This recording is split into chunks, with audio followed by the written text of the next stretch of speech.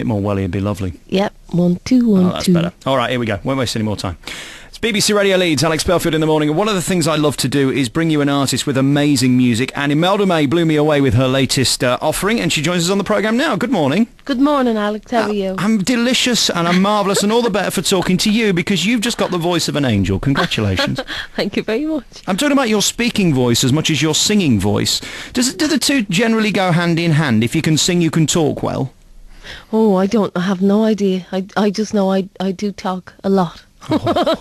Could you say romantic things to me? I know this is a morning show, but I mean that whole accent thing is just delicious, isn't it? I like your use of delicious. It's quite nice. Where are you from? I mean, I know you were born in Dublin. Is that kind of a mix of different places? I'm born right in the middle of Dublin in a place called the Liberties. And what were you asking? Was that it? What did you just say? Is that a mix of what? Well, I'm just wondering where, because your voice on air, it's kind of a little bit American, obviously Irish, but it's such a beautiful sound. Do you work on that accent, or do you just do what comes out?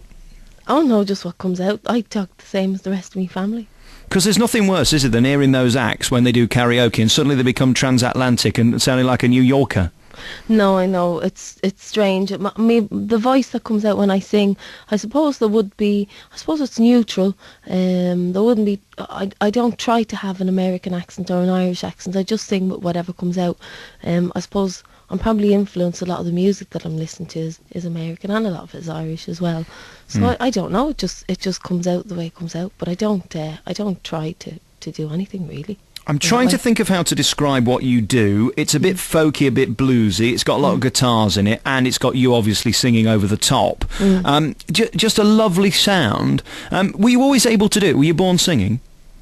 Yes. My mother said I came out singing, so I've been singing for a long time. I come from a very musical family, so I'm very lucky in that way. It was always encouraged, and the kids still, my nieces and nephews, are really encouraged, just not even to sing, just if there's a party on, everybody has to have a party piece. It's good old-fashioned sing songs, and if the kids want to have a story or do say a poem or a dance or anything, and it's good for kids, I suppose, to have that little few minutes of the whole room's attention.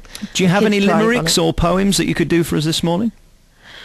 Oh God, I don't know. I have some poems. They might be very long. I have some. There are some beautiful poems that I do love, I have to say.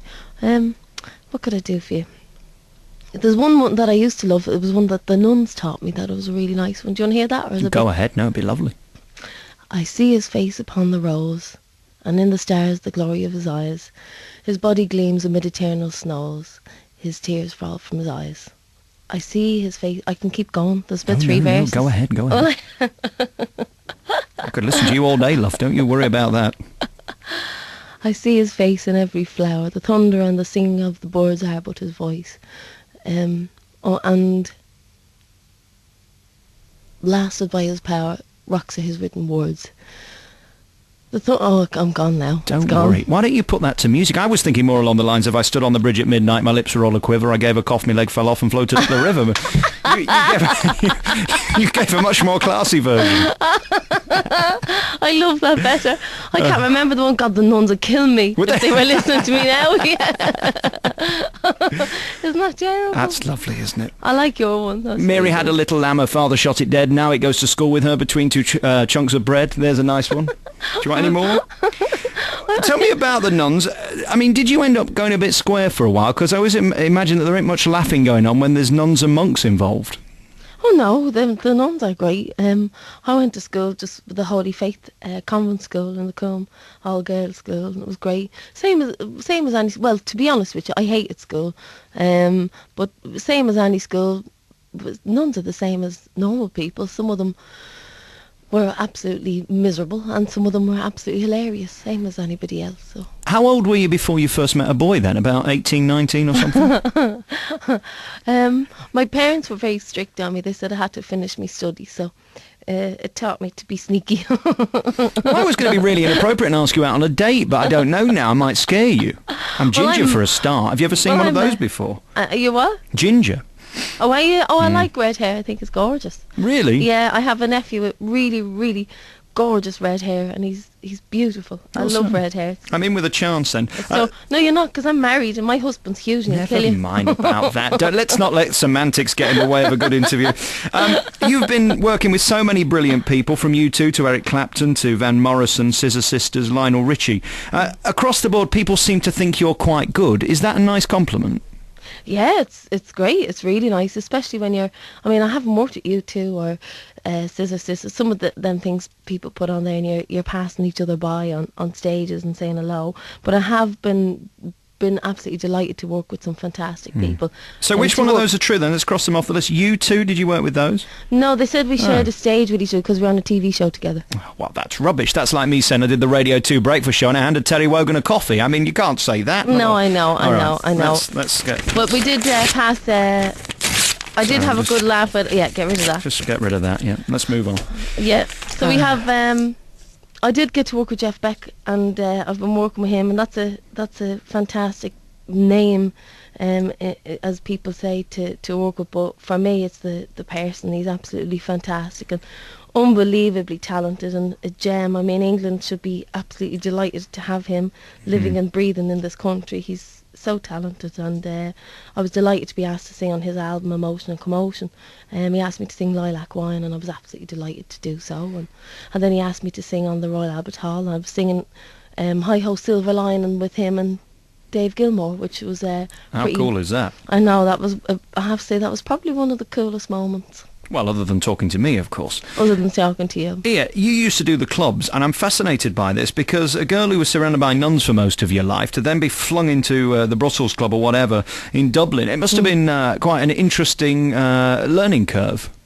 Yeah, it was great. It was absolutely brilliant. I was very young to be going there, but I went with my brothers and sisters, so they took care of me, and all the musicians were really good. I think a lot of them kind of took me under their wing because I was so young. I suppose it was quite unusual to see a 16-year-old singing blues, with her eyes shut, and they were really sweet. I did see an awful lot. And there was an awful lot of good fun, and there was nothing nasty or anything. It was great fun. Very finally, the one man that you have caught the attention of is Jules Holland, and let's face it, if you're a proper musician, you want his kind of approval, don't you? He thinks you're very good. When you get on a show like that, does it make you realise you've arrived? No, it didn't make me realise I'd arrived. I was just... I was very nervous, and I was very happy to be asked to be on it. I did realise how important the show was, so that's what made me nervous. I thought, God, I hope I don't fall down or anything stupid, and you start thinking irrational thoughts like that. But to get the thumbs up from Jules Holland alone, whether being on the show or not, was absolutely brilliant for me, because I've been a fan of his for many, many years. He's a terrific musician and a terrific champion of music. And that show itself as well is brilliant. So he asked us on the radio show first, which I was delighted to be on, and ever since we went on that and the TV show, it all went absolutely crazy. Imelda, I love you very much. Your sound is totally unique and brilliant and proper music. Go and get the new album, which is called Mayhem. Thank you. And if we can plug your website, it is... Oh, that's me, ImeldaMay.com. Yeah, you see, this will sound great when it edits together. No, the idea is, you see, I do the setup, then you do the plug, then none of us can get in trouble, can we? I'm a big fan of yours, and will you come on again? Yes, I'd absolutely love to. Very nice. And no chance of you becoming Imelda Belfield then, or anything like that? No? Well, you can talk to me husband. All right. No, I don't want to tell you. He's the last person I want to speak to. Good to talk to you. Imelda May on Lovely BBC Radio Leeds. Take care of yourself. Bye-bye. That was brilliant.